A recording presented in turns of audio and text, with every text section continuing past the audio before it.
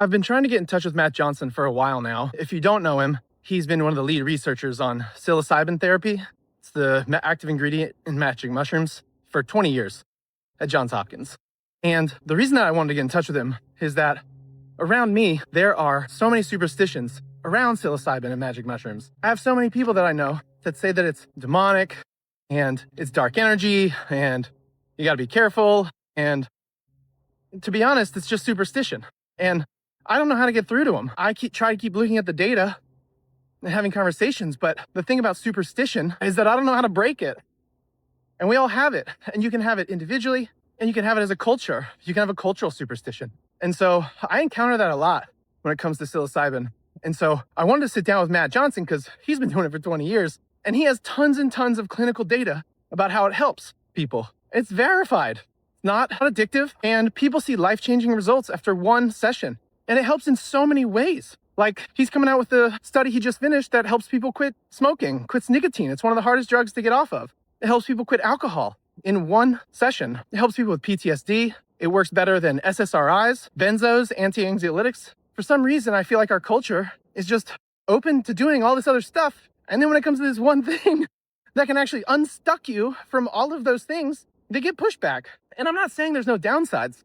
Like, if you have a history of bipolar in your family, like, you really got to be screened for that stuff. But it's such a small minority of the population, like single-digit percentage points. And so I think it's just overblown. And, all those other things aren't without their own risks as well. And I would argue greater risks. So we got to go to Matt Johnson up in Baltimore and sit down with him because I really wanted to hear his experience. He sat with hundreds and hundreds and hundreds of people and watched them make their lives better through one or two sessions with this. And I think that's one of the things that's hard about superstition and just getting older is that our brains get stuck. Our brains get into habits. We're habit people. Our brains are habit forming machines. And that's good. That's just like a survival mechanism. It lets us know where the good is and the bad is and the danger is. But, I've seen people that won't forgive. And, somebody does something to you or a family member, and for years you harbor that unforgiveness. And, the Bible says forgiveness is for yourself, not for the other people. And I don't think anybody would argue that they don't want to forgive people. But everybody has reasons and everybody's stuck. So,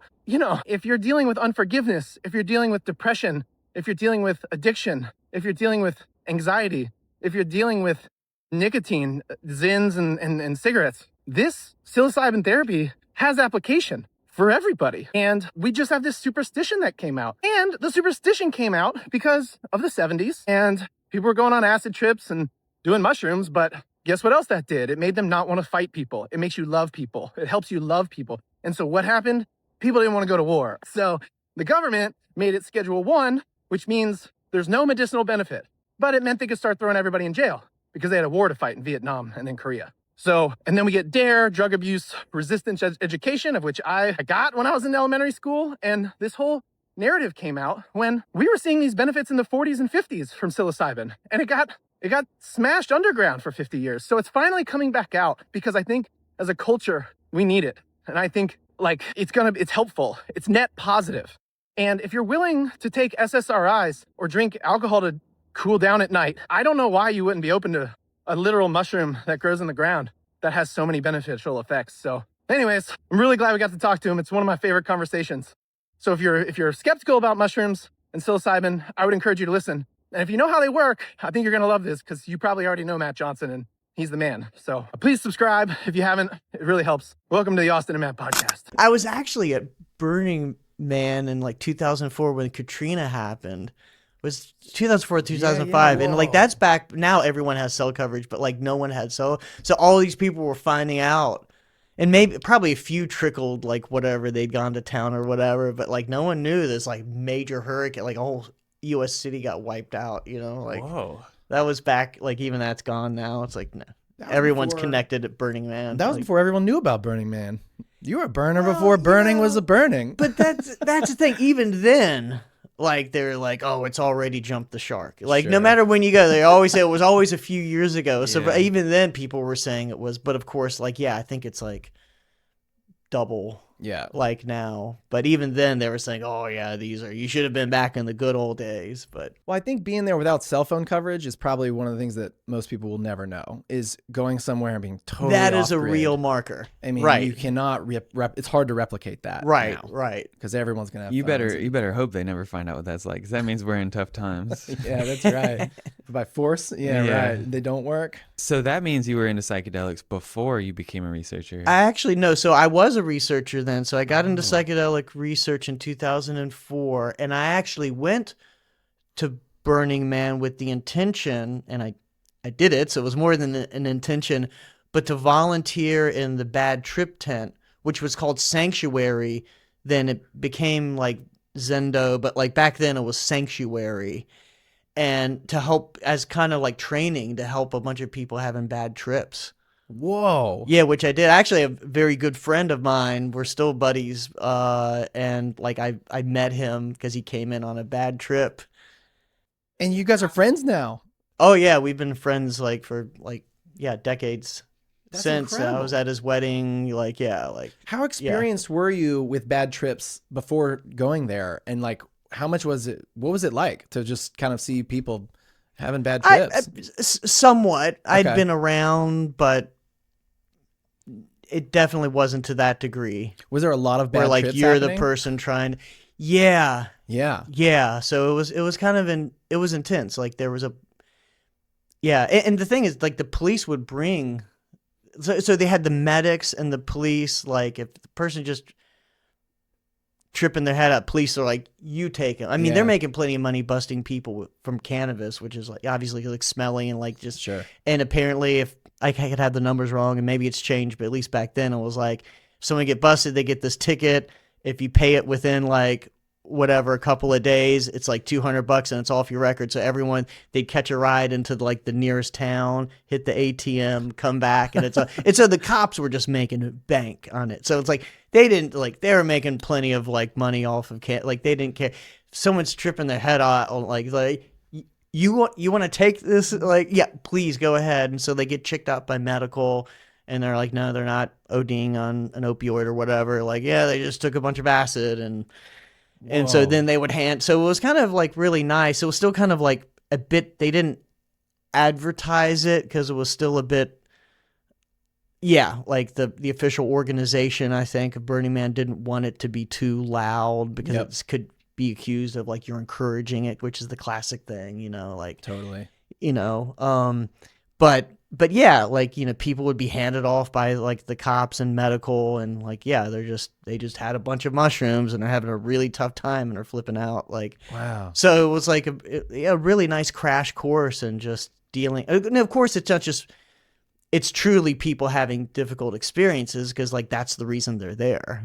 It's not just them. Of course, then it could turn around and then the person's just like giggling and having a great time. And you could see that happen. And in real time.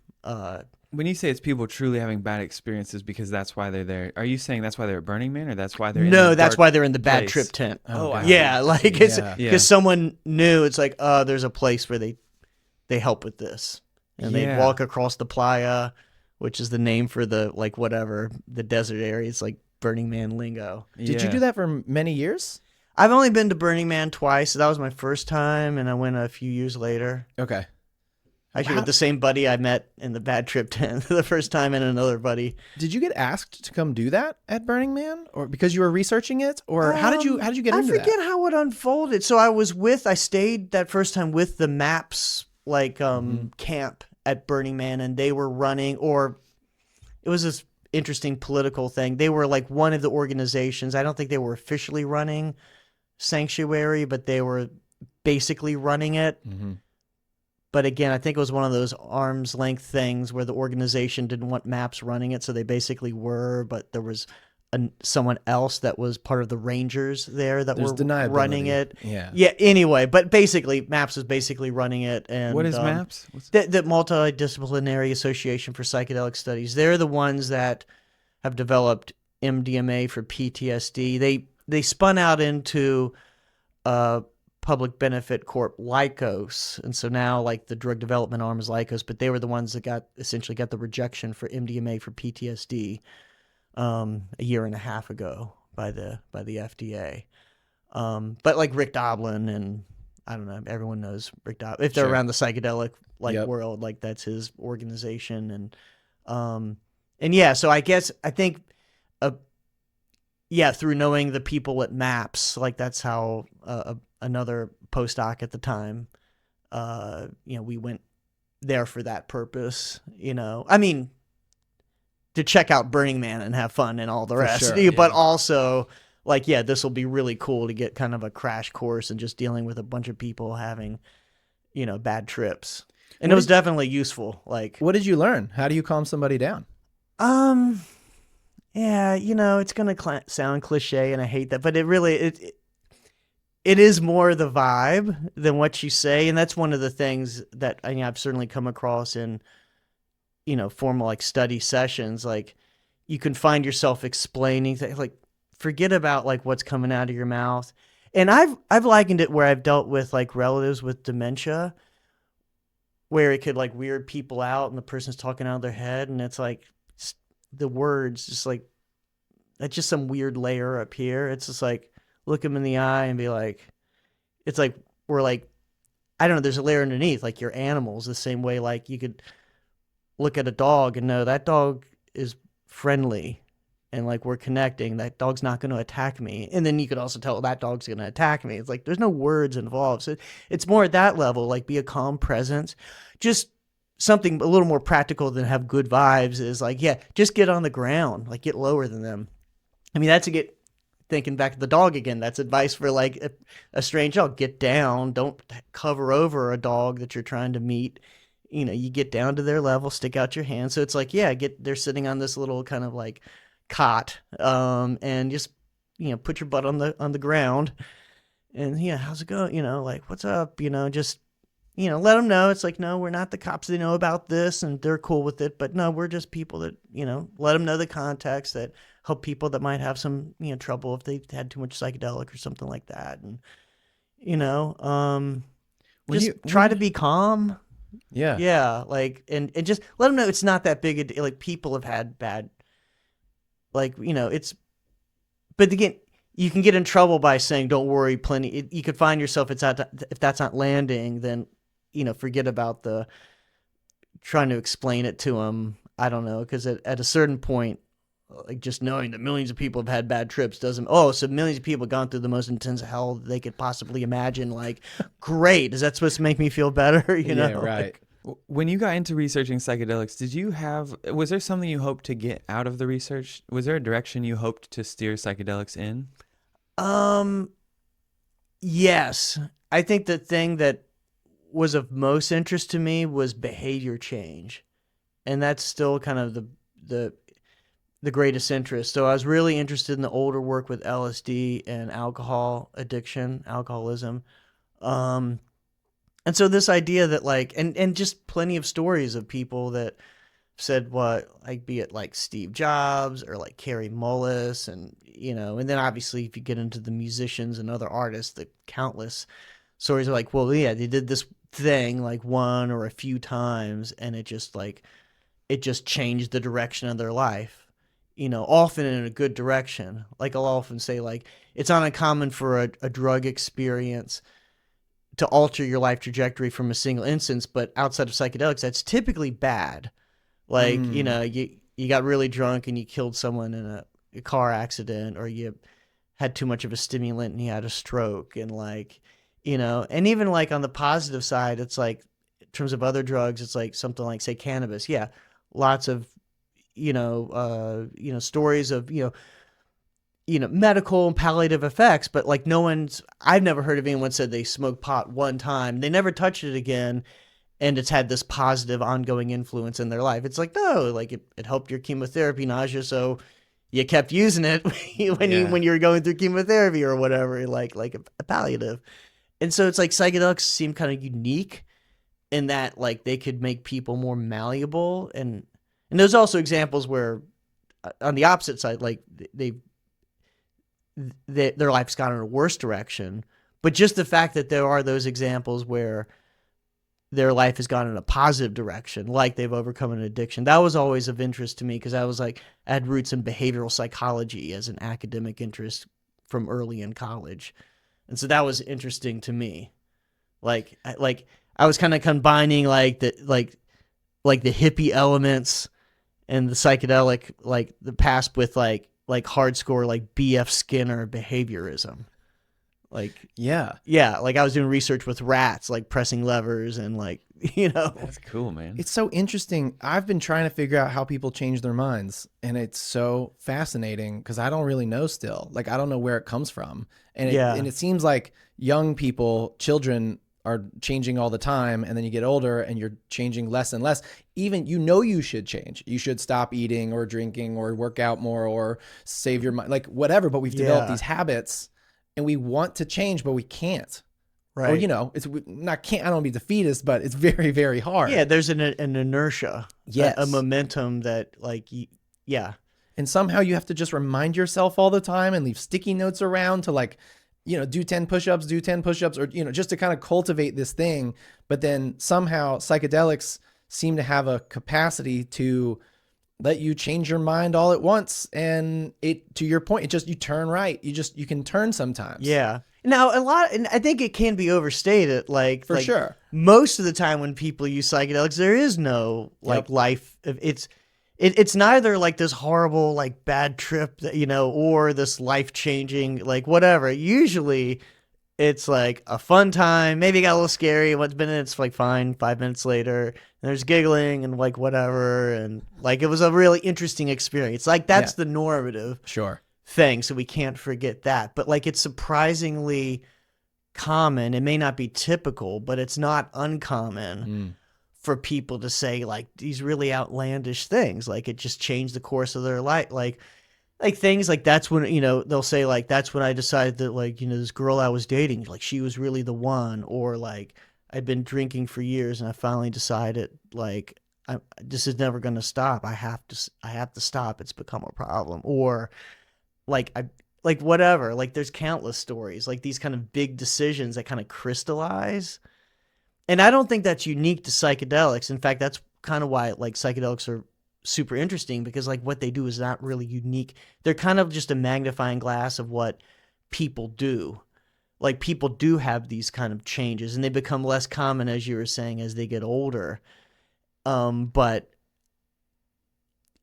what can we do to like when change is needed? Because change isn't always needed. Like you don't want to necessarily like one of the concerns is like, I've had spouses like where their spouse is in a study and they're like, I don't want, their husband to leave them and go like give away all their possessions and go to India and like meditate in a cave the rest of their life. It's like not everyone should do that. Has that ever I'm not happened? sure anyone should do that. Yeah, for the record, did that ever happen? Did anybody ever do that in the 20 years? No. That's great. No, I've never seen anyone do that. But people do have a kind of a fear of change. And I think that is something to be mindful of, that like you just don't want wild like change either. Like, and I'll tell people before a session or after a session, like whatever big insight you have, it's like, unless it's something like if you went in there to stop smoking, it's like, yeah, like go with that. And like,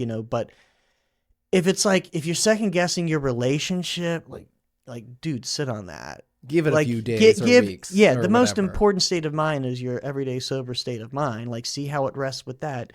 And this is also just a wild, like, some crazy stuff can occur to you that doesn't necessarily point towards ground truth.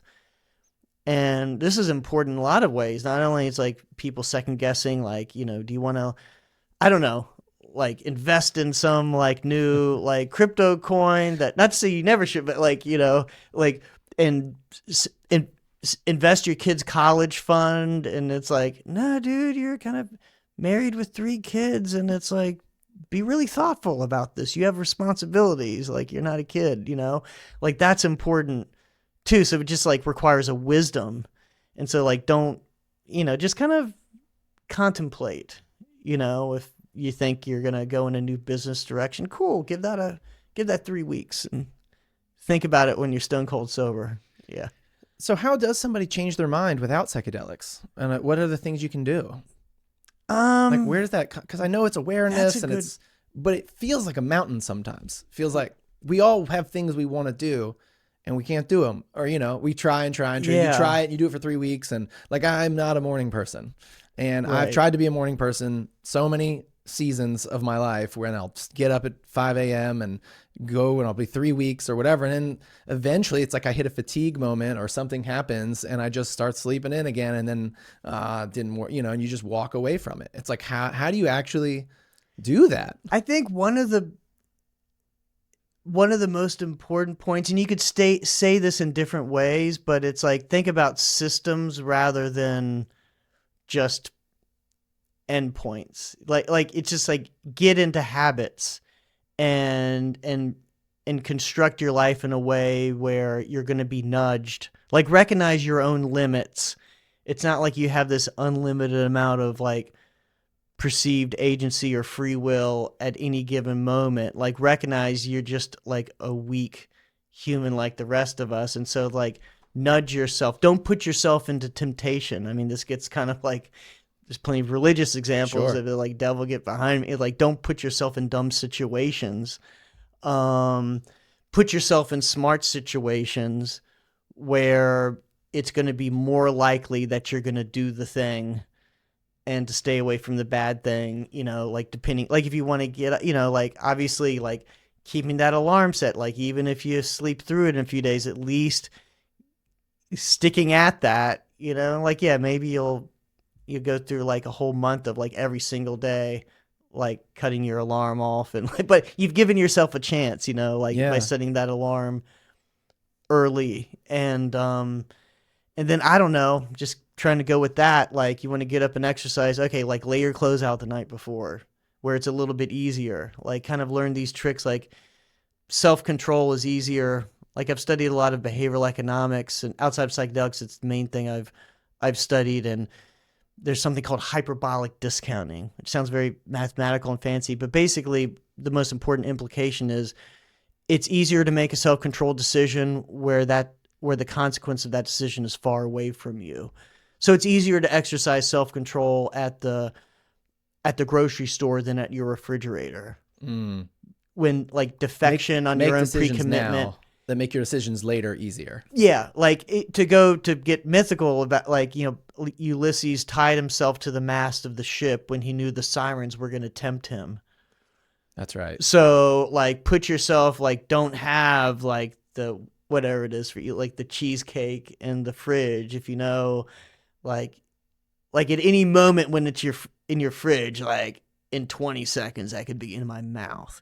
But if it's like, I could get out and go to the store. It's going to be like, whatever, going to take me 20 minutes to get there. Got to get real, blah, blah, blah, blah. You're less likely to kind of make that split second. So just kind of set up the environment.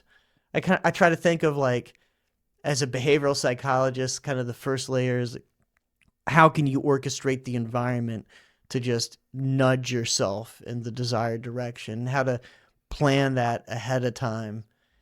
So that you minimize the defection, the temptation. And I say defection because it's like a group that has to cooperate. You can get a defector, someone that, like, the cheater. If you think of yourself as like a series of intertemporal selves, like, you think of yourself as the same person, but your motivations shift. And like, if you say, I'm going to quit cigarette smoking, and I promise, like, it's only worth not smoking today if you trust the you of tomorrow to follow suit. Because it's like, one day of not smoking isn't going to make any difference. You might as well smoke, right? Yep. It's only if you can trust the you of tomorrow and the day after that and the day after that. So, think of yourselves as like your future selves as like kind of like different, like related but somewhat different people that, you want to build that trust relationship with them. And so set up the environment in a way to like nudge yourself in the right, your future self in the right direction.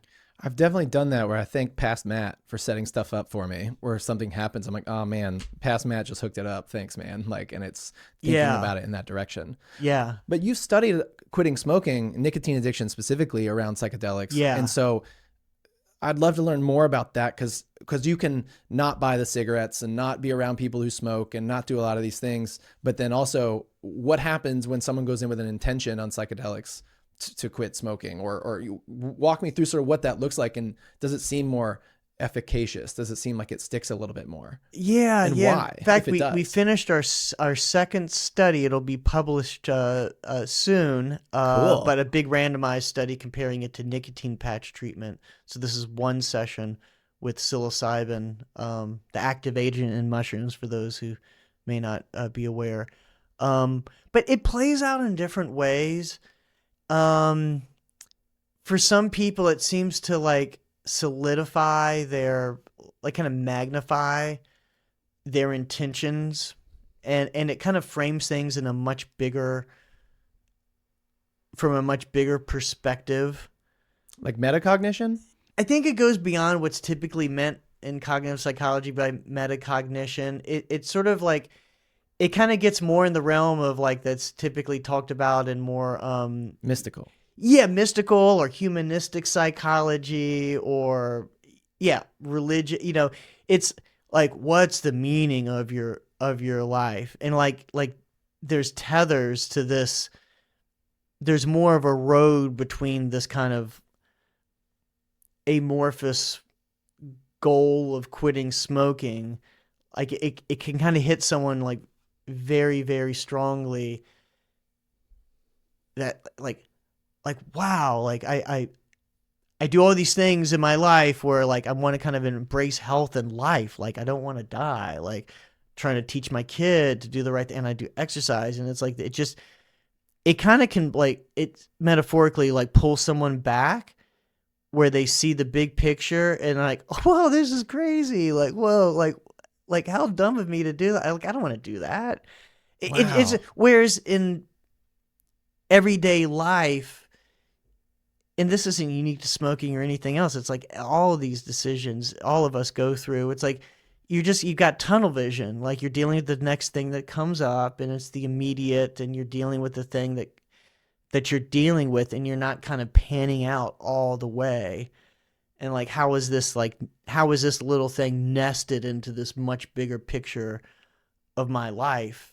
And kind of like when you put it in I see like it has the ability to kind of put people mentally in that kind of space where they can kind of see the connection between, like, of course I want to quit smoking because I want to be a good parent. Like, how would I, but this stuff happens outside of psychedelics, and I don't think I've ever seen anything with a psychedelic that doesn't happen Right. outside, which is in part what makes them very interesting. I think of an example in this book by the psychologist Bill Miller, who's done a lot of work on alcoholism, alcohol use disorder.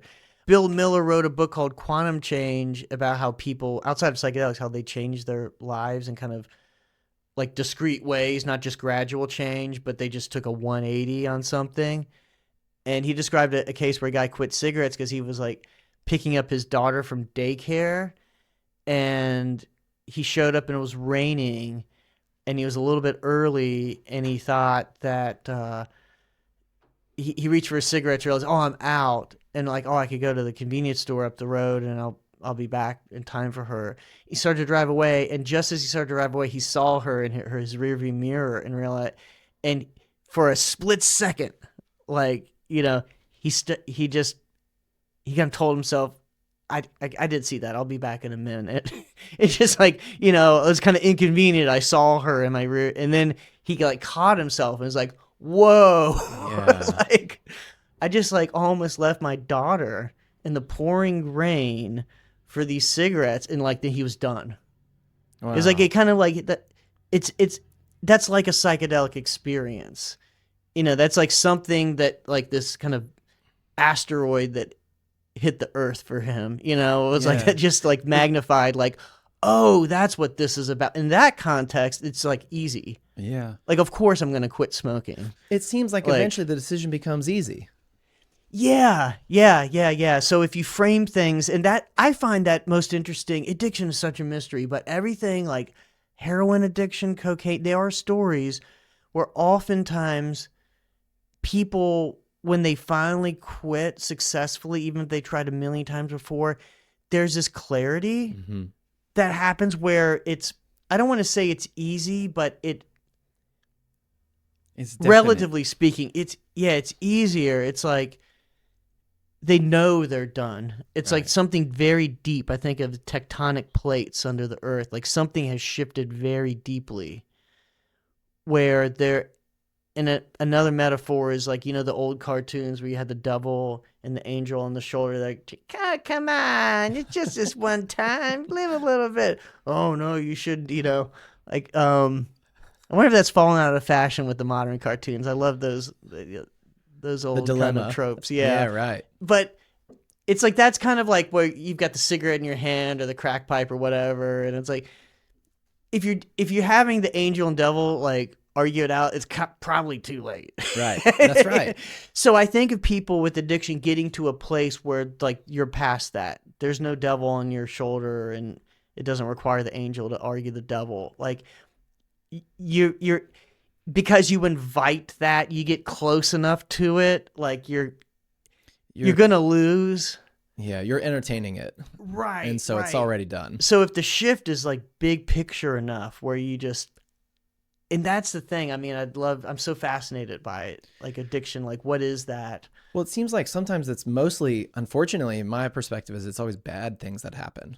Somebody gets in a car accident, somebody dies, somebody gets cancer, it's some life-altering event, a negative life-altering event that then brings people to that moment of like, oh, I have to stop this. Either because I literally have to because of my health or something, or look at the huge ramifications, the negative ramifications of what just happened. And it stinks to think that this is the low road, right? It's like it takes something negative like that for that perspective shift to happen. Yeah, there's one positive I can think of, but it's also kind of the threat of something negative happening. It's pregnancy is one of the most powerful predictors of, not everyone obviously, but a lot of women quit smoking when they're pregnant. And obviously, but it has the negative there. It's like the fear of like, hurting your baby. And so, but the same thing as strong literature, all the, like heart attacks and like, there's a lot of people that quit after they get these negative. But it's just so interesting that psychedelics can give you that experience sometimes in not a negative way. It just somehow gives you that 30,000 foot perspective before the car accident, before the cancer, and you go, oh, I get it. And you can make the shift before you're forced to. Interestingly, originally, the first people that studied LSD for alcoholism, these researchers in Saskatchewan, Canada, Humphrey Osmond and Abram Hoffer and Duncan Blewett and others, they were trying to model something negative with. So this is back when they were called psychotomimetics, and Sandoz was sending it out from Switzerland to anyone who asked for it. Anyone who asked for it, you could just say you're Dr. So-and-so, and they just stick it in an envelope and like, just try it on your patients, because they were like, tell us what you think this is good for, because it seems to be really interesting and powerful. We don't know what to do with it though, as a company, as a pharmaceutical company. And so like, but what they figured is, they were treating alcoholism. Like a lot of people sober up, like we were just talking about, who get the DTs, who are such bad alcoholics, they go into the delirium tremens, which is like when you're really physically dependent and you have seizures, like you could die from it. You can also die from benzodiazepine withdrawal, which are like, both of these are way more dangerous than heroin or other opioid withdrawal, because you could die from it. Your brain just kind of goes crazy with its excitatory neurotransmitters, and you can have seizures and die. But the idea is like a lot of people, when they go through bad DTs, like they sober up because of it. They've been scared straight. So it's like, how can we model the DTs? Like have people think they're kind of going crazy with something that's actually pretty physiologically safe, and like LSD fits the bill for that. Whoa. But what happened was, and I think it's because these are just like really cool people. If you see these old videos of like Humphrey Osmond, he's just this delightful British guy who had moved to Canada. Like this would be a cool guy, like in the bad trip tent, Yeah, right. Like they just started getting these more mystical experiences, even though they were shooting for these kind of hellish experiences to kind of scare people straight, people started having these transcendental experiences.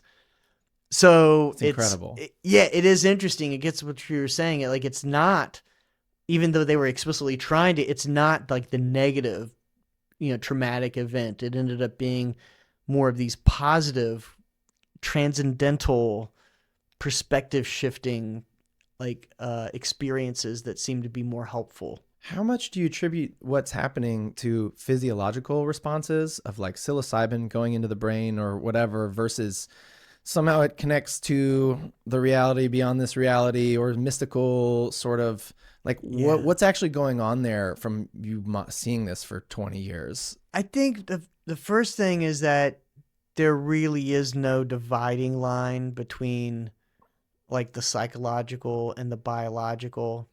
Now, a caveat is that, like, yes, it's possible, and these are being developed, like a psychedelic that has similar characteristics that can they can have a similar neuroplastic profile, has these effects on neurons that make them more adaptable, but that does not induce a trip, an experience. Now, that's an interesting empirical question. I don't think you're going to get the type of efficacy that we're seeing.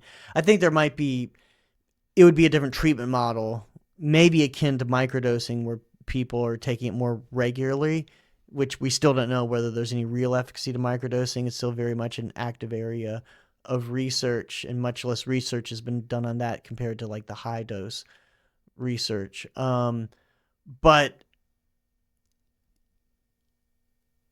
when there is an experience, a regular psychedelic, it's not, there's a biology and a psychology to, you can't separate the two. Yeah. They're just two sides of the same coin. Presumably, and this is a presumption, but I think it's a pretty decent one, there's a biological correlate to any thought. Like, we're not at the level right now where we could think, I thought of my grandmother. Like, there's something happening, like, we're not able to figure that part out yet. We know there's no, grandma cell, but like, presumably there's some kind of signature of network activity that goes right along with me having the thought of whatever, like my grandmother. It doesn't mean, because you get philosophical with this, it doesn't mean that you have to be a materialist and assume that all subjective experience is caused by material, but it's at least a correlate. We know there's a strong correlation between the two, between subjective experience and what's going on in the brain. So clearly psychedelics are very real biological agents. We know what they do. They act as agonists on the serotonin 2A receptor, a subtype of serotonin, and that has downstream effects on glutamate, and that ends up changing the brain network dynamics, like the overall traffic and the communication patterns in the brain, which seems to kind of be well related to like the subjective experience. So it's not one or the, not one or the other.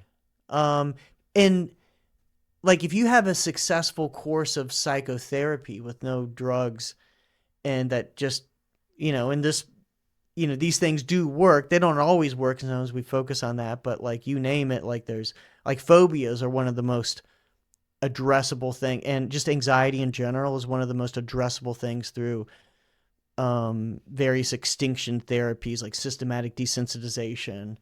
Exposure therapy. You're afraid of bridges. Okay, first we're going to start in our office looking at photos of bridges, watching videos, and then we'll take a field trip to just get to the edge of the bridge, and then eventually you're going to go across it. Your heart rate's going to go up, but you'll get used to it, and then like, you just do that. That just almost always works if you do it right. So that's probably the most extreme example, but there are tons of successful psychotherapies. Presumably the brain changes.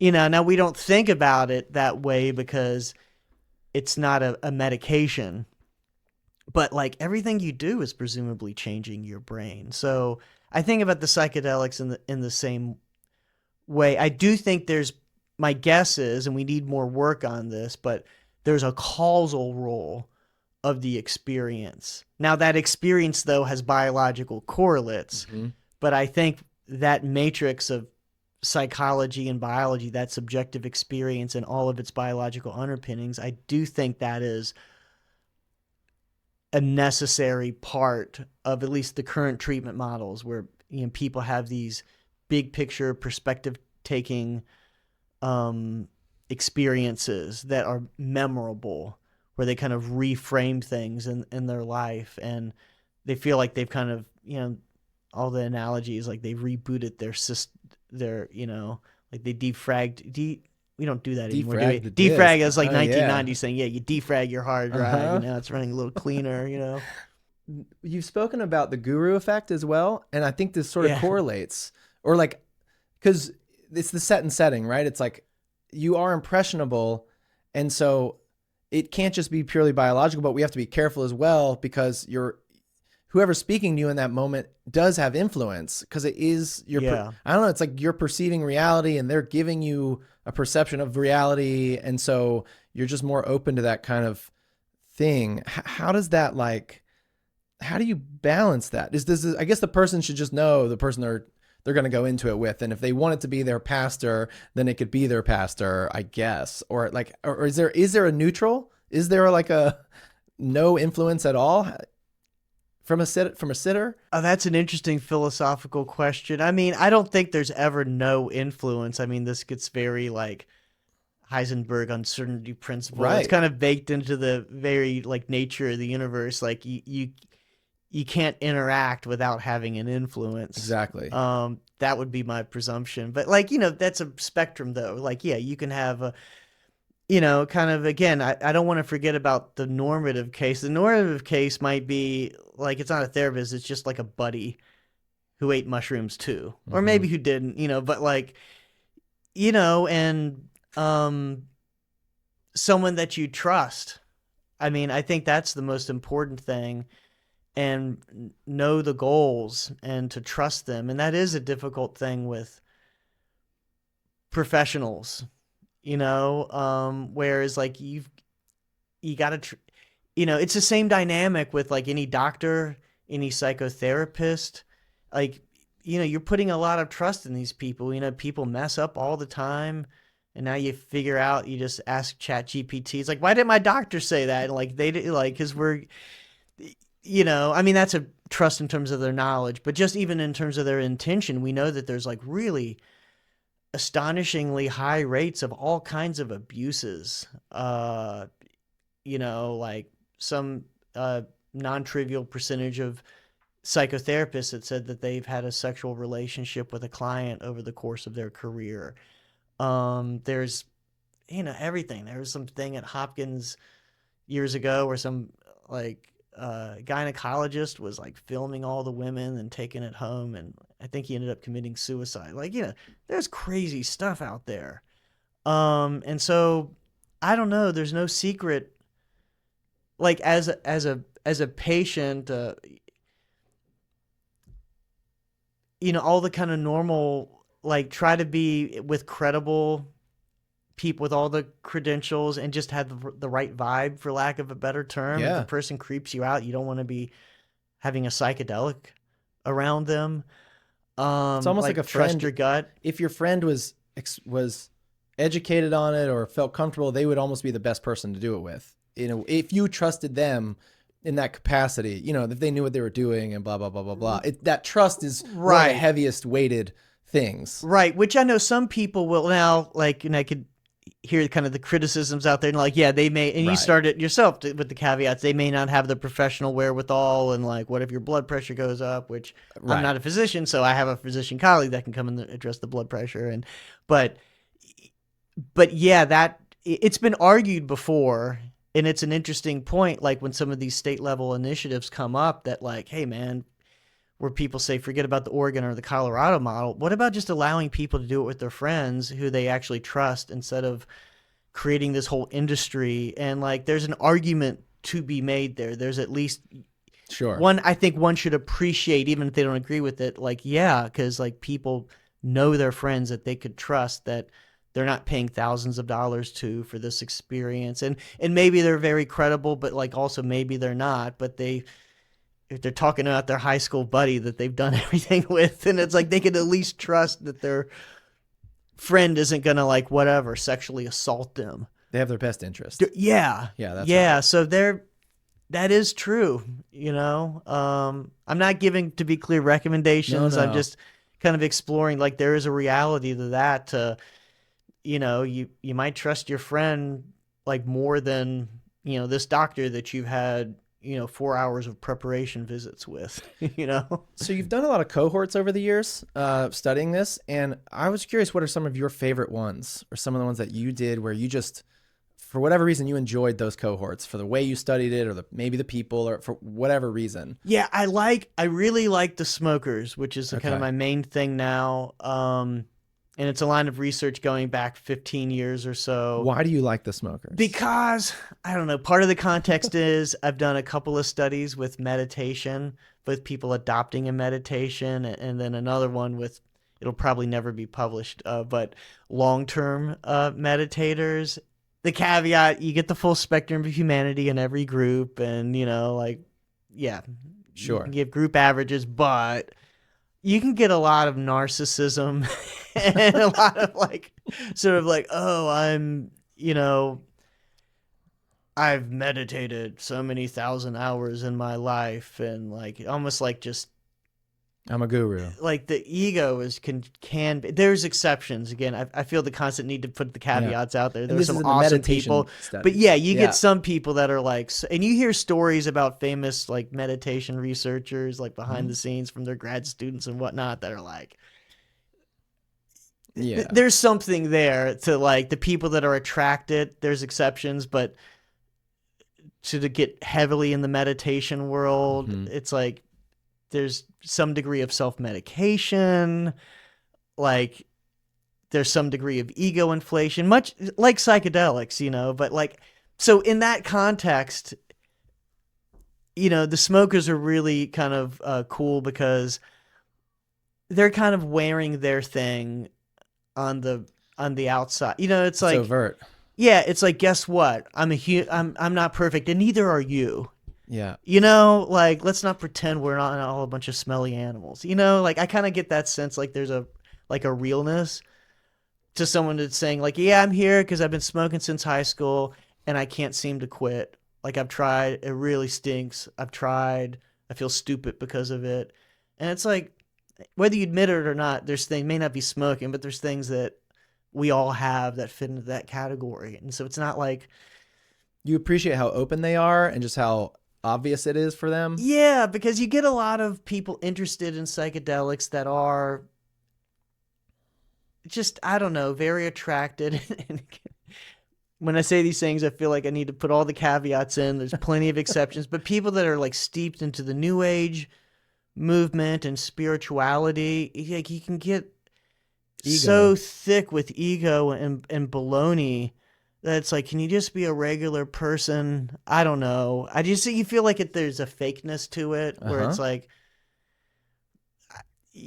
like where they're just, everything's namaste and like, can't you just say goodbye or like what? I don't know. It's just like, you just feel like there's like this superficiality to it. And that can kind of go along in the psychedelic world. And then there's just kind of like more of like, I don't know, kind of like regular folks that have been around the psychedelic scene who kind of have a wisdom, and they're like, yeah, they went through the rave scene and blah, blah, blah. And they could, I don't know, just... They're more grounded. Be more grounded and not just kind of like be kind of consumed with themselves. And so like the smokers kind of like, it's easier to kind of get there if you're coming in to quit smoking or any other addiction. Yep.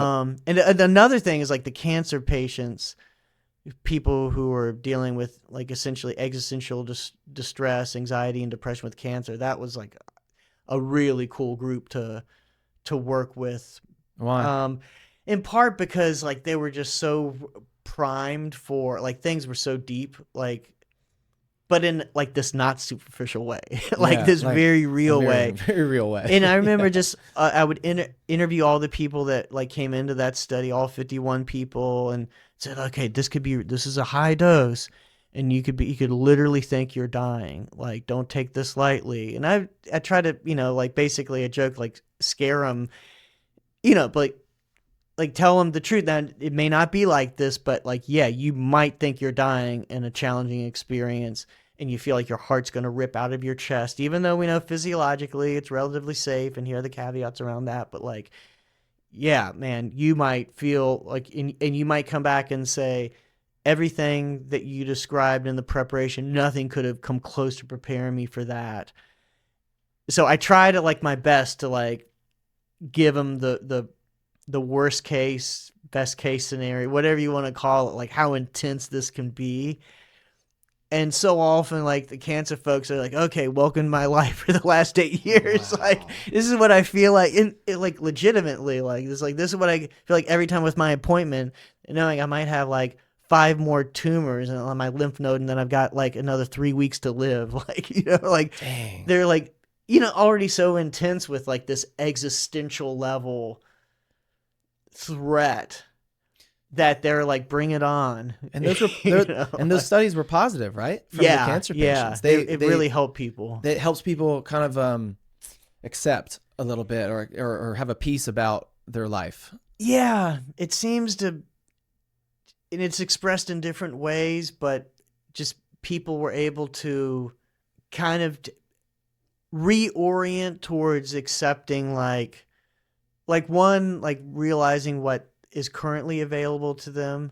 Like most of our people, there were some exceptions, but most of them, they could get out, they can enjoy the sunshine, they could like play with their grandkids. They were still and it's physically like, they were not incapacitated physically. Yeah, and it's like there's like this mental rut is what's been like enslaving them, and realizing like, oh man, I don't have to do that.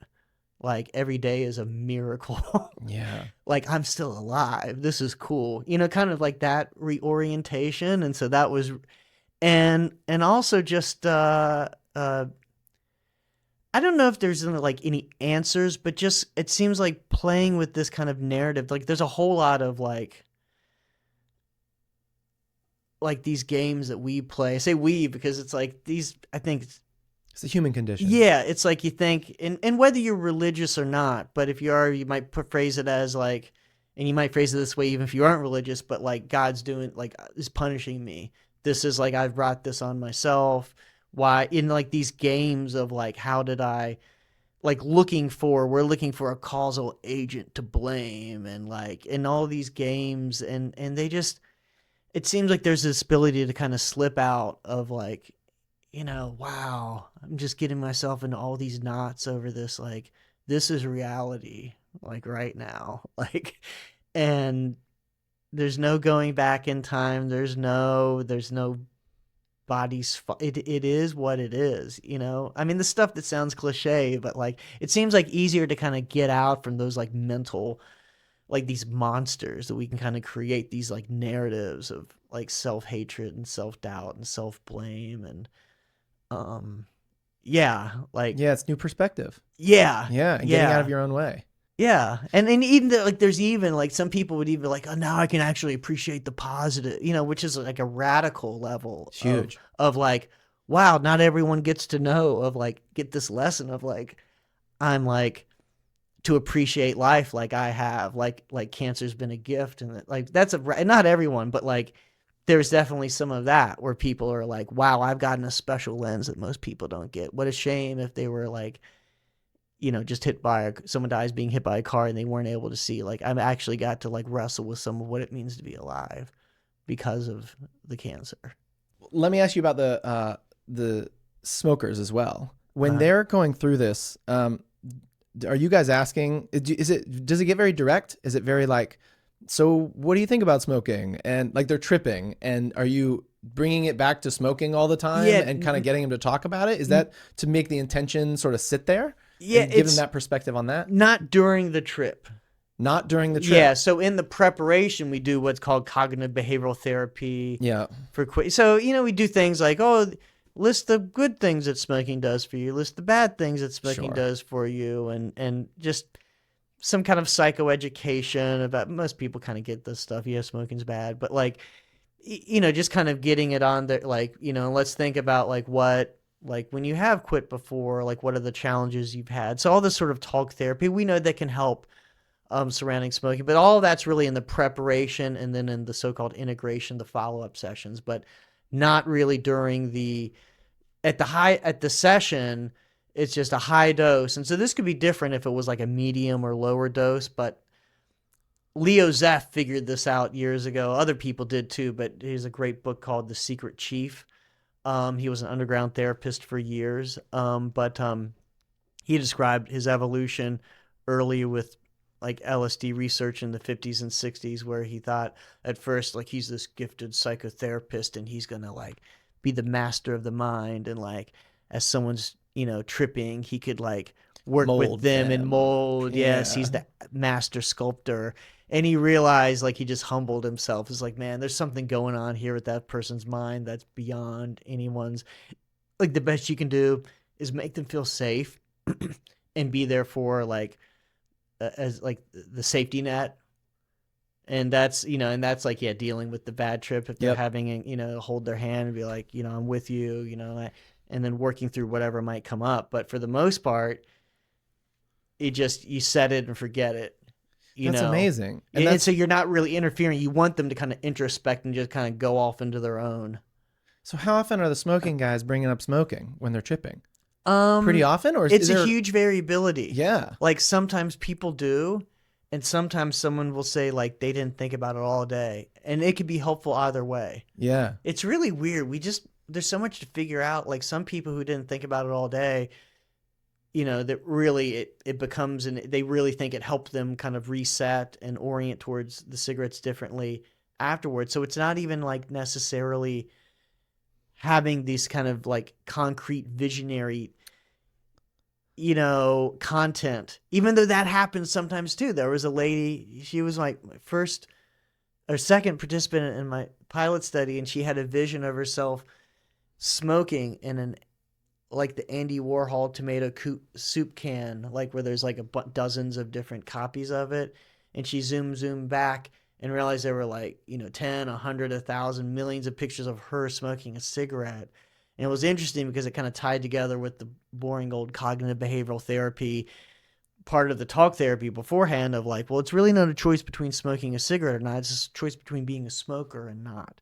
So it's not about like this next cigarette. It's about like whether you want the next million cigarettes. Mm-hmm. And so she kind of had that as part of her experience. So sometimes you get that, and sometimes people say they didn't think about it at all. And then you get quotes we did a qualitative analysis where we interviewed people in the long term, like how they thought it helped them quit, if it helped them. And people would say things sometimes like just like, seeing life as this marvelous adventure of existence. And somehow smoking just didn't seem that insurmountable anymore. Wow. So some part of it seems to be like this reframing effect, like when you try to quit smoking, like before it becomes subjectively like this big in your tunnel vision, like this huge thing that's in your way. And like now it's like after a really nice psychedelic experience, now it's like, oh yeah, there's the smoking thing. It's like this little, it's kind of shrunk, it's like this little manageable thing. I've heard it said that when people have their problems, that we call it baggage, and people think that the way to get out of your baggage is to literally pull that baggage out and open it up and talk about it a whole lot, and then get the next one out and open up and talk about it a whole lot. And that's completely not the approach. Like, that's not how this works. It's a perspective shift of like, you realize it's not even baggage. It's not even something you're defining it as baggage. And so you can define it as just what it is, and that helps you release it. It's really like perspective changing more than having to investigate the why and the, and some of that. Yeah. It's not like there's a concrete answer. Right. Like, oh, now I know the secret to why I smoked. It was because of like separation from my father when I was 6 years old. Like, and now I don't want to anymore. Yeah. Right. That's so fascinating. So a lot of the different cohorts you've had, at least the session itself was pretty standard, actually. You didn't have questions about smoking for the smokers and then questions for, you didn't do that. It's really just seeing the effects, having a sitter there to make them feel comfortable and be there for a bad trip, and then doing integration afterwards. Kind of letting the magic happen. Yeah. And then just like an integration really is, although I think there's far more that we can do, and I want to do systematically to like how can we like improve the therapy by doing more specific things at specific time intervals in the days following. But right now, what's been done is basically just general discussion, reflective listening. Let's talk about your session, yesterday, and like, yeah, what do you think? What do you think now about your smoke? You quitting smoking in the context. Was there anything in your session related? It's just a lot of probing and just supportive, reflective listening. So it's really no magic, which works pretty well, That's incredible. Yeah. That's yeah. It's just like that intention, bringing that intention in, and they have this experience, and it can go different ways, but I don't know. I think that's something interesting for people who maybe have never had a psychedelic experience and you're a smoker, or you're on Zen patches or something, that you think that, I have to get into this state and then I'll really understand why I do this. But to even hear while you're doing these sessions, they're virtually all kind of the same. There's not direction. There's not actually, let's open up that baggage and discover really what's going on here. It's just the actual experience itself, as long as it's safe and you feel comfortable, does the work. Yeah. Which isn't to say that the people aren't important, because that's important for allowing you to let go. Right.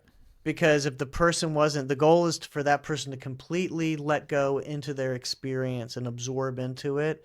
And so if you're in that trusting environment, they're able to do that. But yeah, it's like, we don't even know, like most of the heavy lifting might be in the days following. We know like in rodent research that there's different forms of neuroplasticity that unfold in the days and weeks following the session. So maybe maybe there's like 4 or 5 different things. Like for some people, if they have kind of this visionary perspective, shifting kind of like specific like thoughts and images surrounding smoking, that can help. But all of them afterwards, maybe like they're starting a little more with a fresh slate in terms of like when the cravings come up, they're a little more less likely to have an automatic response, and they're more mindful, perhaps because of the nervous system. The mind is in a more malleable kind of state. Yep.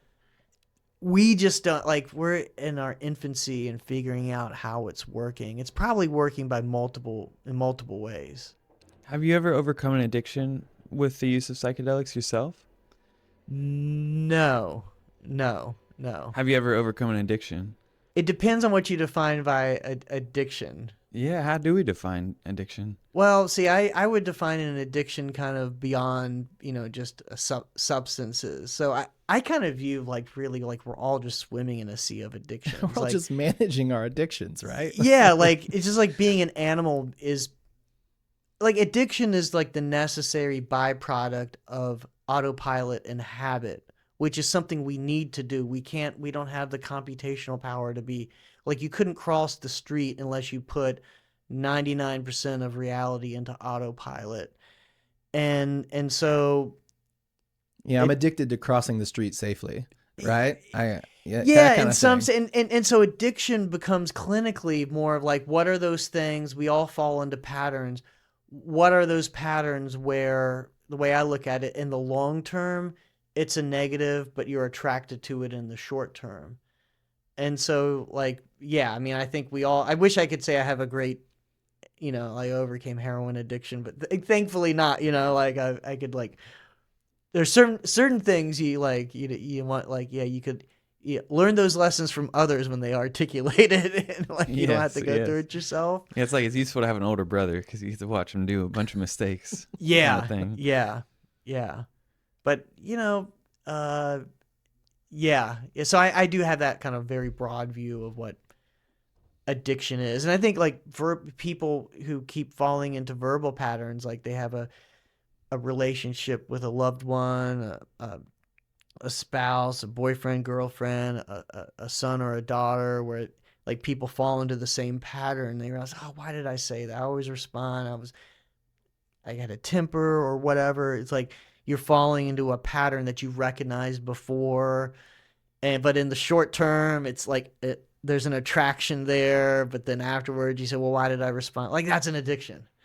Could you be addicted in this sense to the way that you like walk into a room and greet people? If it's is it sort of just autopilot behavior is addiction? I think so. And again, with that kind of the clinical caveat is like, you might say, well, it has to have that, if you want to consider it an addiction, It has to have the negative long-term it has to have the negative consequences. effect. Like, yeah. So in that sense, like, yeah, like you realize, oh, like if you walk into a place and you don't really try to connect with people, and like you're kind of superficial, and like I'm horrible like remembering names, and so it's like you're like, oh man, why don't I just take another second to like really try, because like they're not just objects, they're people. Like, Yeah. so I don't know, I could imagine someone being like really bad at that and finding themselves falling into the same pattern of like not introducing, or something like they might, like they introduce themselves to and this is something that annoys me when I see it, like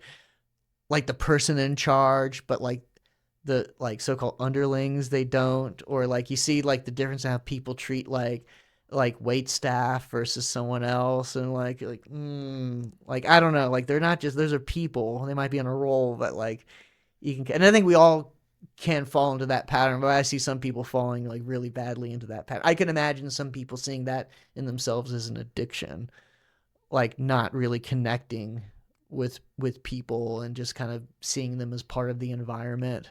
It's like a default function running in their head. They're not really in control of it, but it is just, if they could step back and view themselves, they might see it happening. Right. And being like more mindful about how they're interacting. So yeah, that's a good example.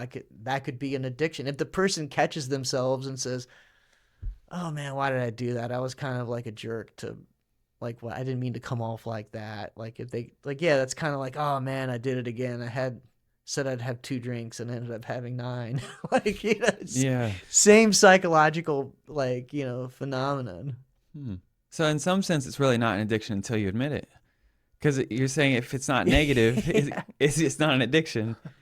That's a good point, and that might be like, all metaphors are weak, and like ultimately the reality is beyond any, and it's verbal behavior. What we can call an addiction or not is just whatever, a bunch of talking primates, So I asked genuinely because I'm struggling with marijuana myself. Like I don't know how to great clarify it in my example. head. Yeah, I do. So again, I think that propensity to fall into patterns. Like if you're used to like, using cannabis every day, like, yeah, you're just not going to automatically not, like, it's going to be difficult. There's a momentum there. It's habitual. Now we get into the clinical question. Is it harmful? And now cannabis is an interesting one because, it's kind of more like kind of caffeine. I don't want to overstate it, but it's not like it. I had one like a friend who's a psychiatrist. He said, who's a long time in psychedelic research. He said, "Oh, cannabis can be insidious because the sort of thing is like people who would like they'd wake up and wake and bake where they would never like drink in the morning, or they would never like drive drunk, or rarely, or maybe they did it when they were young, but like and so it's interesting because like I know the science on like cannabis will, about double your risk of an accident, and that's pretty reliable. And people will rightfully say it's nowhere as bad as alcohol, because alcohol at the 0.08 level it'll have a 14-fold increase. So not 2 times, but 14. It's like way, way, way worse. Doesn't mean it's great to be, now that does also put it in the category of like being sleep deprived and having had antihistamines and, like Ativan, like these things where we say, well, just be careful when you drive, but like we're not going to haul you off in cuffs the way we will with alcohol. So cannabis is in many different ways in this kind of category where it's not as harmful. Doesn't mean it can't be without harms. And so much of that is going to be up to the person, like whether they're like how it's interacting with their life. And some people say they just like life on a lot of cannabis, and the benefits outweigh the downsides. and other people, and some people will go through that for decades and then be like, all of a sudden one day we're like, I just don't like it anymore. And they're like, yeah. So cannabis isn't it. I will say, like, some people say you can't be addicted, or back to my point about psychology versus biology, like, well, cannabis is a psychological, not a physiological. BS. Like, there's cannabis withdrawal is very real. Most people, not there is exceptions, but most people will have about a month of really, really crappy sleep. And a lot of dreams. And wild. What I encourage people, I put a thread out about a year ago on X about, advice for cannabis. Like, invite that as a rite of passage. Like, you can look at that as like disturbing, but say if you're someone who's attracted to psychedelics, you could be like, oh wow, you get to have several weeks of some really wild, crazy dreams. That's not necessarily a bad thing, but kind of embrace that. But yeah, like, you're probably going to be like, sleep deprived. It's not going to kill you, but like, it's going to be really, really, really tempting at like 3 a.m. Like, oh dude, one little hit. I'll just go to sleep so much easier. And you're like, come on, how bad is it? And then, so yeah, There's cannabis the devils again talking to you on your Right. shoulders. Yeah, you're already entertaining it. But cannabis, I think I've been for, like, since the early days, the liberalization of I'm glad there's regulated markets and everything, and it's crazy to something that someone would have a criminal record for. It's weird to put people in jail for it.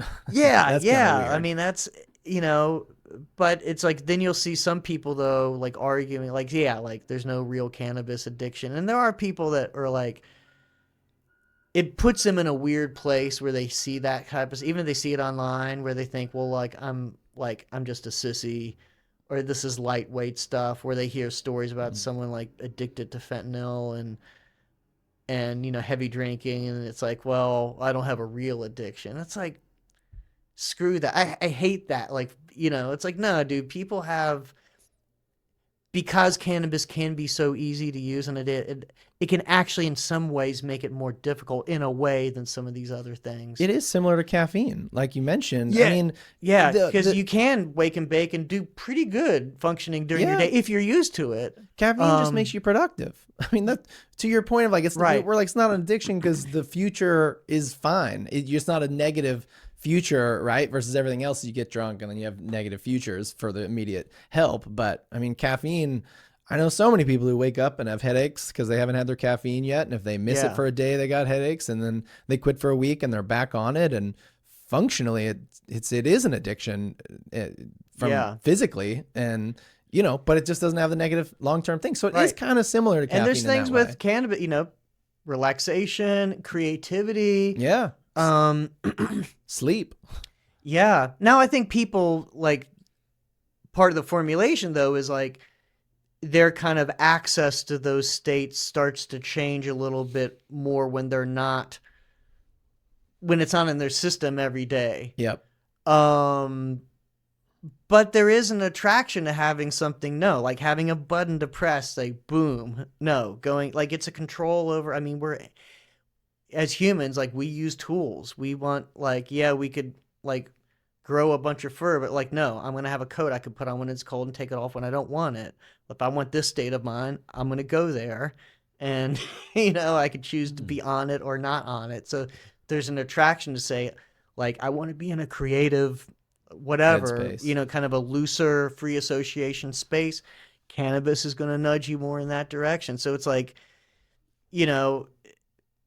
like, and you could probably, I mean, if we're being honest, you can say that about any drug. There are those things that you could, I mean, cocaine, if you don't overdo it, a lot of the same things with caffeine, cocaine's going to do for you. It's going to give you motivation. It's going to, like, give you focus, it's obviously going to give you a good mood. Like, therein lies the problem. That's right. It's a little too much of that stuff, but yeah, so I don't know. Addiction again is like it's such a fascinating thing, and it kind of depends on the person. Like, what my thing is, like, I'm attracted to doing things that, like, empower people to to achieve their own goals. Like if someone's fine smoking tobacco, I mean, there are people that say like, no, like tobacco helps them be a better writer. It's like they like the way it makes their digestive system feel, blah, blah, blah. Kind of thinks makes more reliable. It's like you have a cigarette and you can take a bowel movement. It's like kind of like, That's right. like again, like things become like more tied to like that substance and its effects, and they like it. And it's like, Oh yeah, man. I took Yeah. a Zen, one of the 6 milligrams for the first time. We were hanging out with a friend who did Zens. I used to do Zens. I just quit like 4 months ago, and I shit a brick. Oh yeah. I mean, it was unbelievable. People don't talk enough about stimulants and like bowel movements. It's like, It's so real. It's like I studied like sex and like stimulant drugs. I had NIH funding to study sexual risk. So it's like I'm into all the nitty gritty that the drugs do. It's like, Adderall to cocaine, like to Zens, like it's gonna like, especially if you're not tolerant to it, it's gonna One put thing you on the toilet. I haven't heard you mention yet. I'm curious if you've heard this studied. When I was first trying to quit marijuana, I talked to my uncle because he had been in Vietnam and he had been on just everything. I mean, heroin, everything. Yeah. And I asked him, how did you quit? Because he quit everything. And he said, you just changed locations. He's like, as soon as I came back, I was in a different place. That's when you quit. Yeah. But you have to be intentional about it, I guess.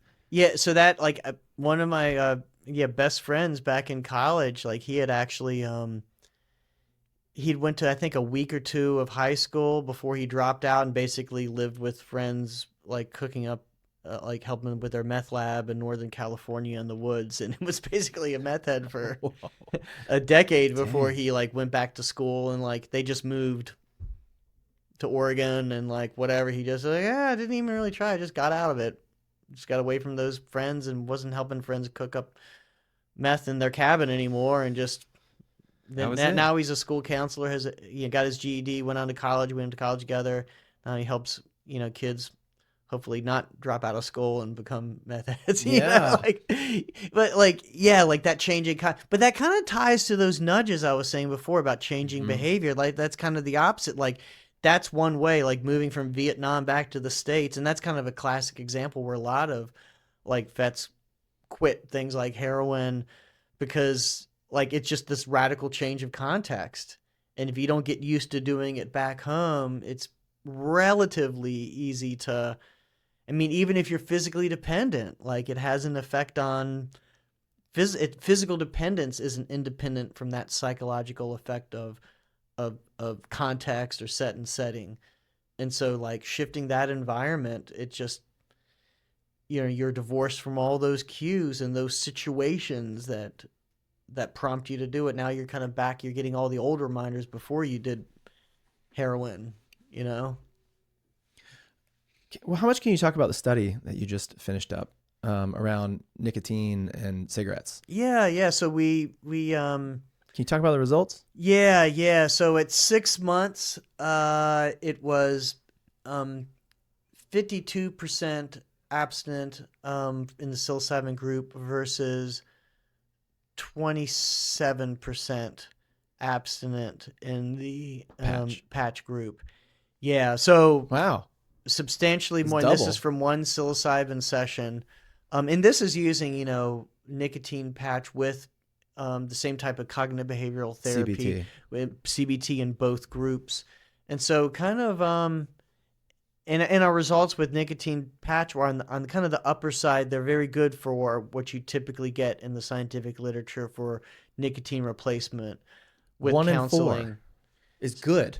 Yeah. Wow. Yeah. So that's the thing with smoking. Like the odds are, I think before our results our pilot study was published, the highest quit rate ever was Sharon Walsh did an intervention. She had not one but 2 medications, and ongoing cognitive behavioral therapy for a year, where they were still, it weaned out over the end, so they weren't going every week but every few weeks, but it was like constantly for over a year. High touch. And I think she got something like, I think it was like 52% a year in. So it's like, okay, that's like, that's half the people that didn't work, even with this constant, like 2 medications and constant therapy. Counseling over an entire year. So And you guys did one session and CBT afterwards. yeah, in yeah. 6 so months. about, so like sort of a 10-week program where they're like, so it wasn't just that, there were like several, like 4 preparation sessions and then several weeks afterwards checking in once a week, meeting for an hour. But what was the feedback? Like I'd love to know more about the 52% who didn't have one and some of the 48% that did go back. What was their kind of feedback on the session and how it affected them, both from the success and the failure? yeah, Or not failure, but they didn't quit for 6 months. Along the lines I was describing before of like, people would say different things about, like, they would have, sometimes there's visionary content surrounding smoking and sometimes there's not. There's a lot of, like, folks kind of having this kind of big experience that seems to like reframe smoking as kind of a smaller obstacle for them. Sometimes people get through the sessions, and if it's a difficult session, which we try for it not to be difficult, but if it is, we try to, encourage them, like, wow, if you can get through that, you can certainly get through some smoking withdrawal. So, that's a part of it too. Now, some people don't have difficult sessions, even if it's intense, but, so sometimes that's a part of it. Like, wow, like they went through this experience where they felt like their soul was being shredded limb from limb and every microsecond was an eternity, and it's like, oh my god, now I just have to go through like 3 minutes of jonesing a cigarette. Big whoop. Wow. So there's a reframing in that aspect, on the negative side. How many, do you have this data around how many times you've given doses and then how many bad trips happen in your setting? Like, so it's is about it 1/3. 1/3 can have a bad trip. So, and that's very dose dependent. And so that's Oh. at a high dose of around 30 milligrams, which is kind of a so-called heroic dose. Yeah. Um, And the person and it's- classifies it as a bad trip.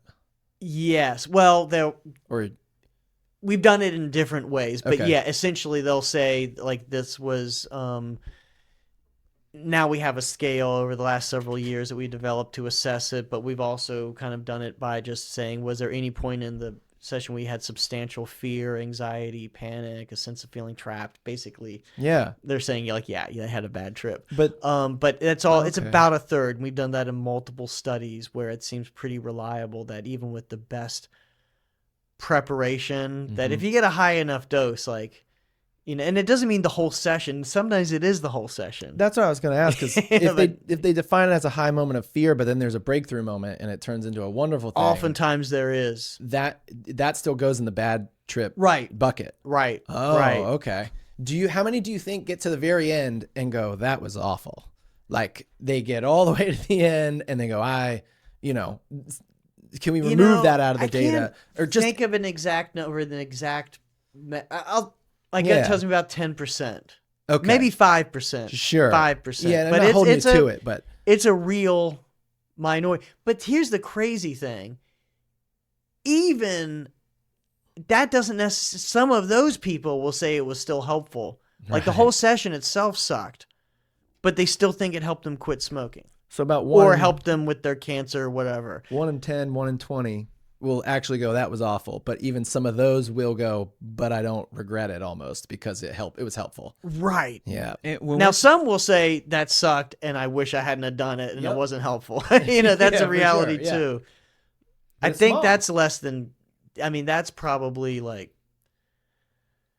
and again, these aren't, I'm not citing Not exact, official. but I think that's a few percent, maybe like 1, 2, 3%. Yeah. Something around yeah, there. Yeah. Yeah. Okay. So when we're talking about a bad trip, that's a subjective, Right. Okay, that's something that the person says, and later on, it could become a good trip if they view it as such later on. Right. And so, which is part of this, what we're dancing around is like why when we came up with the scale I mentioned, we called it the challenging experience scale. And we've gotten critiques from some people that say, oh, you're trying to whitewash it and like it's a euphemism. And like the point was to just say like this good and bad, that depends on so much. You could have a hellish experience and say, oh, I learned from it and it still helped me with this. And it's like, okay, but we still want to capture like, okay, you had a hellish experience. Yeah. Like, so that's why we call it challenging. The point isn't to like, isn't to whitewash it. challenging takes away the good and bad out of it. It Right. just means it was hard. It was hard. The same way you could say like doing a triathlon was challenging. Yeah. And you'd say, oh, aren't you sorry you did it? It's like, what do you mean? I trained forever for that, and it was the most grueling thing I've ever done, but it's the thing I'm most proud of, and like I've never experienced anything like it. It's like, you know what I mean? Or like a woman giving birth. It's like, yeah, that sucked, but it was also like the whole thing was part of like one of the most meaningful things you've ever done. Yeah. You know, so it's like we're just trying not to. And so some people have like, I don't know whether it's bad faith or just misunderstanding, but saying, oh, like they've critiqued like the use of the term challenging experience and saying, well, you don't want to count that as an adverse effect with FDA like regulation. It's like, no, this like scale actually has nothing. You still count those. Like the FDA is weird and it's like, whatever. It is what it is, but like anything where you're off normal, if the person says I feel a little strange, like that's an adverse event. Fine. Like, and the rules are you've got to record all of that, which doesn't mean that the drug wouldn't get approved eventually or anything like that. It just means you want to cast your nets wide in terms of data collection, including things that might be bad. You know, so people have like said, well, you're calling it a challenging experience means you're trying to say it's not an adverse effect. Like, no, it just has nothing to do with that. It can also be an adverse effect, but like just scientifically, we wanted like a scale that could measure the so-called bad trip. Even for people that said, yeah, but it wasn't really bad because I learned a lot from it. Like, okay, like whatever you want to call it. Yeah. And I think that's why it's helpful to chat about, because there's both like the clinical method of registering challenging moments, but then also that's why I wanted to ask the subjective of like how many people get to the ending and just go, that was bad, I didn't want to do it. And it's really interesting that it's like 1, 2, 3%. It's like, and you've been doing it for 20 years and very infrequently, you not zero, but very infrequently somebody gets to the very end and goes, I regret that completely and that was terrible. Right. Yeah. Right. I mean, a couple of people out of hundreds like saying, I don't want to come back even for the follow-up visits. And you try to learn as much as you can from that. And like, did you have that heart-to-heart, like good enough? Did you connect enough with them to really kind of warn them? Like one woman I remember, like there was a lot of like reliving of earlier trauma. And that's another thing you warn people about. It's not like, oh, this is to quit smoking and I'm only going to have thoughts and feelings around smoking. It's like, yeah, anything in your past, like it could kind of come to the surface. And, you know, you might relive. Now there's a whole interesting discussion about like so-called repressed memories, which I have a good amount of skepticism surrounding. I think there's a real danger of thinking, oh, I had a vision of my father touching me when I was a kid. And you never had a memory of that before. Don't go accusing your father of being a pedophile, like, because that could just been a wild thought too. Like, you have bad dreams. I'm very skeptical. Yeah, like, you know, your brain is just operating and stretching in really weird, wild ways, and doesn't mean that everything you experience is ground truth. But in terms of people, like, again, not repressed memories, but things you remembered, but like whatever, like were traumatic events in your life. Yeah, like that stuff could just come to the surface and you're not going to be able to say, no, just make it about quitting smoking. So I remember like one woman was just real, like she didn't want to go. She didn't like the fact that some stuff had come up from her past. She didn't want to deal with it. Didn't want to like, and there's an uncontrolled nature to this where like you try to warn people, if you're not ready for like this like radical psychotherapy, maybe about the thing you didn't want it to be about, then this isn't the treatment for you.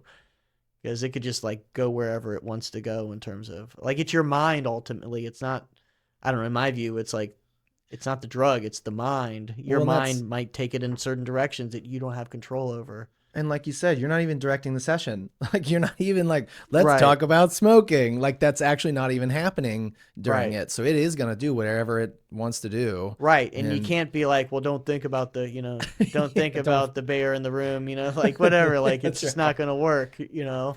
And the typical advice for all of this is in and through. Like if that's what you're like, experience it, absorb into it, don't retreat psychologically. Say like, bring it on. Okay, here we're gonna do it. And if you end up like crying like a baby and like that's exactly what you should be doing, you know, like radical accept. If you can't, it's easier said than done. But the more you can kind of radically accept this is the experience And there's no like, oh, should I have done this, or try to get away from that. Like there's just, this is 100% reality right now. And this is what's before me. And what am I going to learn from this? How am I going to, let's go through this. Like if there's metaphorically, I thought I had an older like colleague that did work in the 60s that said, use this example. And I always thought it was kind of like a metaphor until like it actually came up with one of my patients. He said, if there's a monster, like, you know, like look it in the eye and say, what are you here to teach me? You know, like, Yeah. and so like I had a person that said like, you know, that like, no, it's like in my like it was a monster, like it was about to devour me. And I did that and it became my puppy dog. Like it turned out it wanted its belly rubbed, you know, like, you know, so, you know, that's the orientation. It may not always be as like metaphorical, like black and white, like a vision of a monster. It might be the amorphous monster of just kind of like this uncomfortableness of reality. I don't know, you know, but just, okay, then the goal is to sit with that and to experience that. It's kind of confronting fear in some capacity. It's saying, I chose this. I investigate it. You can't run. Running from it is the wrong decision in that moment, or the harder decision in that moment. Right. Facing it and going forward actually is the way through. Right. And so many people have come out, and this is yet another way. Like this is probably working like 100 different ways. Like how does this help people? Like another way is like people will say, oh my gosh, this is like a microcosm for life. Like, yeah, that's good trip instructions, but that's like pretty much everything. Like the thing you're afraid of, like that's what you need to deal with. Like Wait, escape is never helpful. What do you mean by that? This is a microcosm of life. Yeah, like when they say, like people will say, oh my God, when I was trying to say don't like make it like this, it just became worse, like physically, like it became darker, it became more hellish, like it became Like while they're tripping. But the more I like went into it and said, okay, bring it on. Yeah, when they're tripping. And then it's like, oh, then the water's still, you know, and they were like, wow.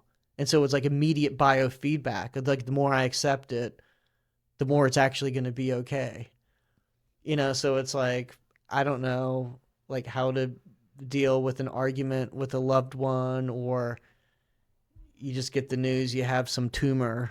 It's like, okay, like, you know, like you've got those two choices. You can catastrophize and it shouldn't have been like this. Why I have a partner like this? Why has God done this to me? Like, well, or you could be like, okay, here we are right now. What am I going to learn from this? What am I going to do? And I mean, and don't like, you know, it's not like I'm good at that. I'm just reporting what people say, but like, right. I get it. It doesn't mean that I'm just like anyone else, but you know, it is one of these things where people say, well, yeah, that's like a lesson. That's like pretty much everything in life is this lesson of like acceptance and you know, going through the thing. The like present moment just is.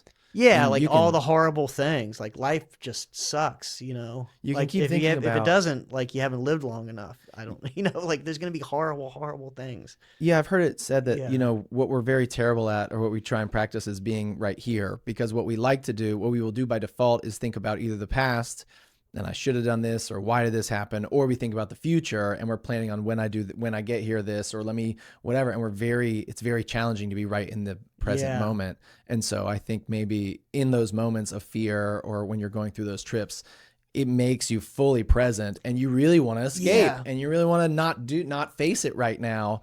But it may, you know, the healthier thing is to actually face it in that moment, and and you see it's nothing because it just is. Right. And it's sort of like a magnifying glass on top of that, because it's like when someone is kind of like settling into the present moment, it's like they can have an experience of time where like every microsecond seems like it has the weight of the universe on it. And so it's like if they just settle into that,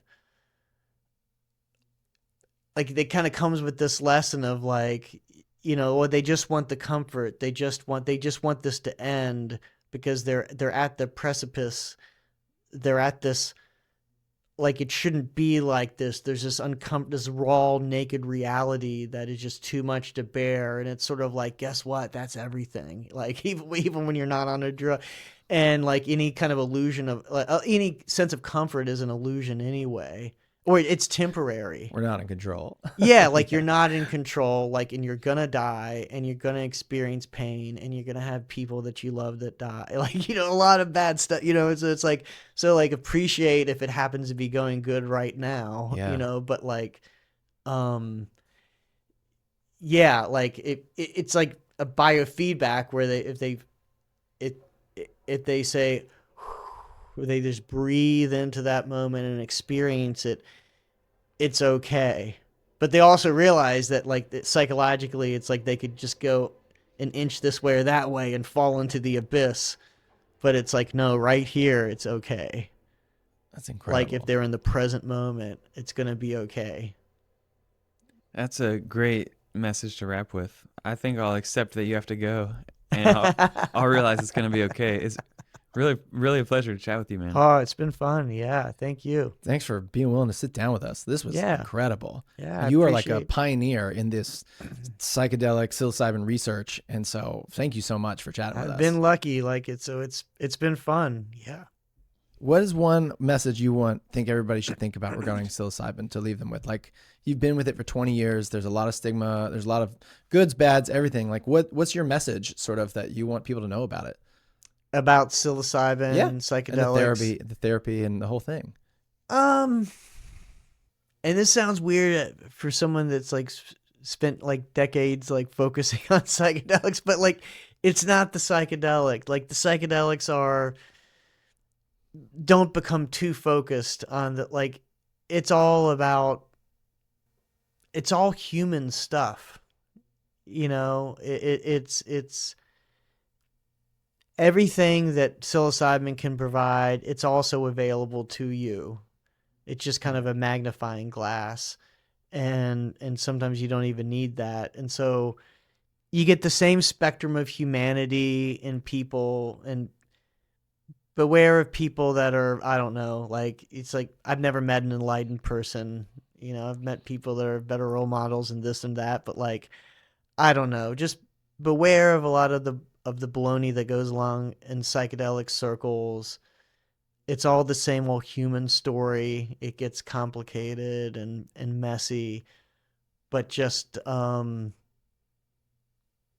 okay to be interested in psychedelics, obviously, but also recognize it's ultimately not about the psychedelic. It's more about like being a person. Like that's way more important. Being sounds obvious, but love that. It sounds stupid. Cool. Like, Thanks, Matt. You're welcome. That's awesome. Cool.